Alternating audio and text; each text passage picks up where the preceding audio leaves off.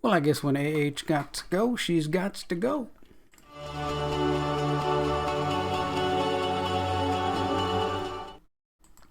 Hey there, this is Tom, Tom Talk Show, and yes, I have been following the AHJD trial and stuff. Been very entertained by that. I think the popularity of the trial is also part of our culture and our economy and everything else. People want to be done with that. They want to be done with everything going on. They want to be done with not being able to drive anywhere because gas prices are literally 125% of what they were just a year ago.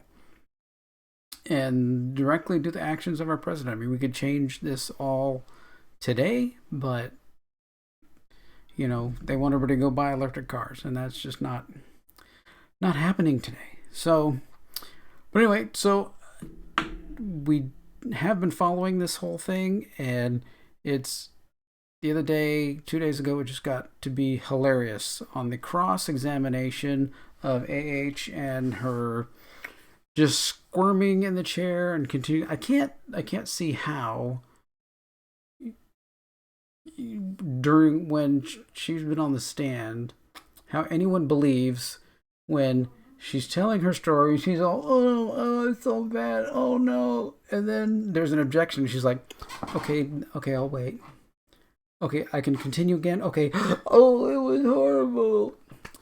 100% acting, 100% fake. I hope that the jury is understanding that. I mean, it's totally beyond fake. So you can't really get past that and understand, really believe any word that's coming out of her mouth. Now, I'm not going to say that I'm completely unbiased. I mean, I do like all of the Johnny Depp films, most of them that he's in, and stuff. We did have a chance at the second Pirates movie. We did get to see him. He was coming down the red carpet, and he did stop, sign the book that my wife had, and my wife asked something that she figured, I'm never going to be here again. I'm never going to be right next to him again. I'm never going to, be seeing him probably again this close, this everything else. And she said, Mr. Depp, can I get a hug? And boom, he's like, sure. And gives her a big hug and everything else. And stuff. It was just an awesome moment. And this is a man who's, he's going around doing bad things to people all the time. Of course, yes. Oh my gosh. No. So other than her leaving things on people's bedsides, I did notice that after being shellacked, Camille Vasquez, I can't even, there she is, just being congratulated by Johnny and everything else. I mean, just the whole cross on was just amazing. I couldn't even. I mean, it was like stellar. I mean, it's taken over the internet. Just the whole. I mean, right there, the case is over. I mean, why do you even continue? Right? It's that bad. But so immediately gets up from the stand. She's supposed to return to her place behind the table next to her attorneys. The judge is supposed to get the jury up and then let them file out so that they've completely cleared the room, so they don't hear any sounds or hear anybody, yelling anything or any other, conversations. I mean, right then after court is adjourning, your attorneys will start talking to your clients and things like that, and some of that might be overheard, and that might, taint the jury's, view or opinion of things. All this needs to be very controlled. So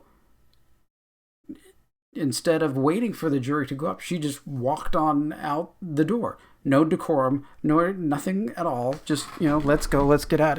She was so embarrassed and so torn down that she just immediately had to leave the courtroom. So I'm surprised. I think if that were in any other court, any other case, I think it would have ended a little bit differently. I think she would have been brought back and bad stuff would have been happening.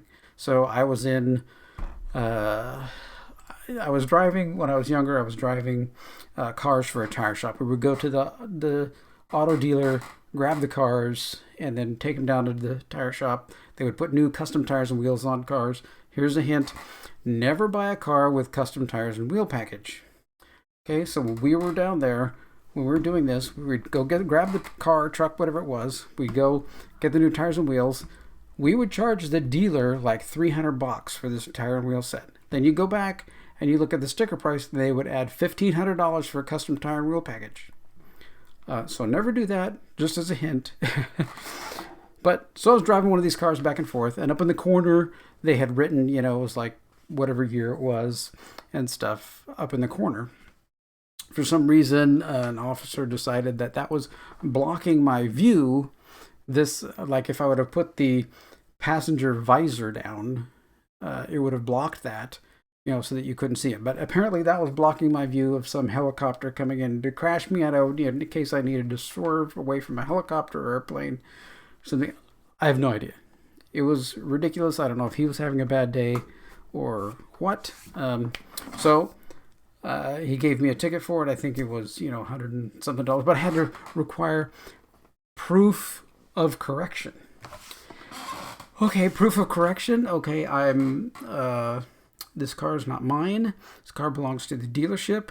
The next day, it was going, within that week, it was probably going to be sold and never seen again. So I said, well, the only thing I can do is go down to the court. I went down to the night court in Sacramento, where I lived, and was there. People are filing through, doing their little case about what they wanted and whether they were guilty or not guilty. It was mostly traffic violations and stuff.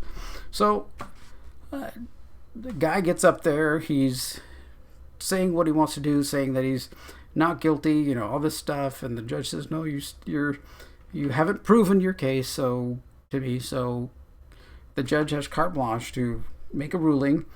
This is just traffic court. It's no big deal. So the guy gets irritated.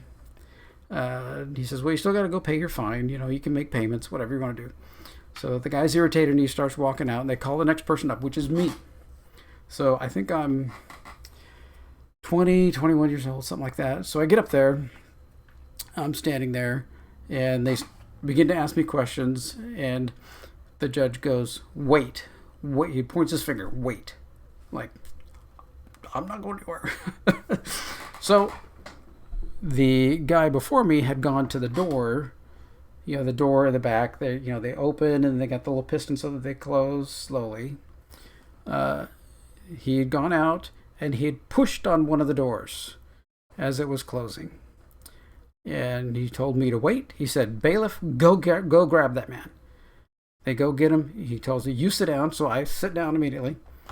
And they bring him before the judge, and he says, you've just shown disrespect to the court. 48 hours in jail. Boom. Hauled him off right there. So for me seeing seeing her go and exit court just like that, not showing the decorum that is necessary for the court. I mean, any other place, I think it would have been handcuffs. I think it would have been, you're disrespecting the court.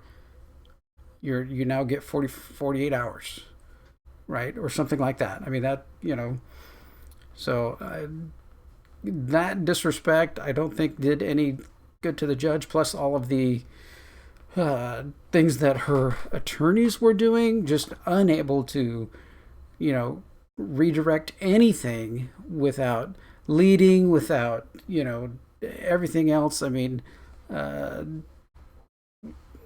Ms. Vasquez was just on it, just constantly objecting and just being able to just basically drive the complete narrative up and down that whole entire day. And I don't think any witness or anything else that's going to come after that is going to be able to remove that day from the jury's mind. To me, we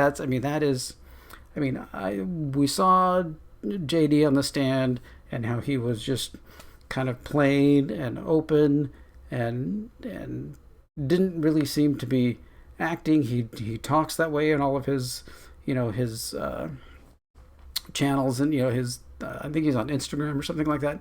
So he kind of talks that way. He's very slow, methodical. Even when we saw him, at the Pirates, premiere, he was just kind of that way, kind of very reflective, kind of very internal, and kind of takes a minute or two to get out what he wants to say because he wants to say it kind of correctly. And that, in contrast with the constant on the stand, is just it's night and day. And once this cross got done, it's over. I mean, there's no, even if both sides fail, I think the case in public opinion has been decided, right? I think this has brought so much to light, so much, about what was going on. I can't. And how in the world are you the attorney for AH? I mean, how in the world can you represent this person? I mean, I know that, attorneys, they get emotion and attachment and things like that just basically ground out of them, in law school. I think that's, part of it, just to beat you over the head that you cannot be attached to these people. You cannot care about them. You cannot, think about them in any other terms other than the facts of the case. So, but at some point, is there any ethical, position still in there? Is anything in there that, says, wow, this was horrible, it's a good thing we're making millions of dollars because I don't want to do this again, right? I think if it, got thrown out and went back, dead and did some kind of retrial, I think her attorneys would probably not come back. I mean, that's, I feel for them because, of what they are dealing with and all the things that are going on. Now, JD's, team seems to be, well, I think they really have things on their side. I think they have more truth on their side. I mean, yeah, of course, JD drank a lot and used a lot of substances. I mean, one of our friends actually saw him in a bar in Los Angeles just pounding drinks. This was probably, 10 years ago or so. And just pounding and pounding and pounding. And, just he had dealt with a lot of tragedy, and I don't know that relationship helped at all, and stuff. So, hopefully now that he's spent a lot of time with Elton John and spent a lot of time really with Alice Cooper. I mean, Alice Cooper is a great Christian man, been through abuse, got himself clean, got himself out of the Los Angeles scene, all of those things, right? And he maintains that. And in the Hollywood Vampires, I mean, that's just a great place to be, with Alice and spending time with him, right?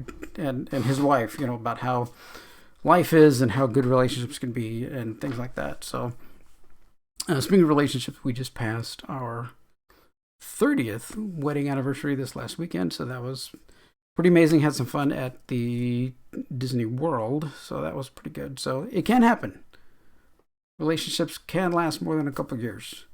But, it's all about getting God in the right place and stuff like that. But, which I really don't think this person has in the right place at all. So, definitely needs counseling, definitely needs, I don't know, maybe to be on medication, something. I don't know. But yeah, that day was an amazing day. Doesn't matter what happens next. That day will stay in the jury's mind. That day will make a mark. I mean, if anything else, you can take notes, you can take whatever, but it's just cross all that out and circle that day and go, that's the case. Right there, done. All right, well, thanks for listening and watching. If you got any comments on this case, and are you on Amber's side? I'm trying to find people who are on AH side. Find a lot of people on JD's side. We'll see. I'm sure there are people out there that are on that side. Hard to find, but I'm sure there are. So, Let me know what you're thinking in the comments, and thanks for watching. Take care.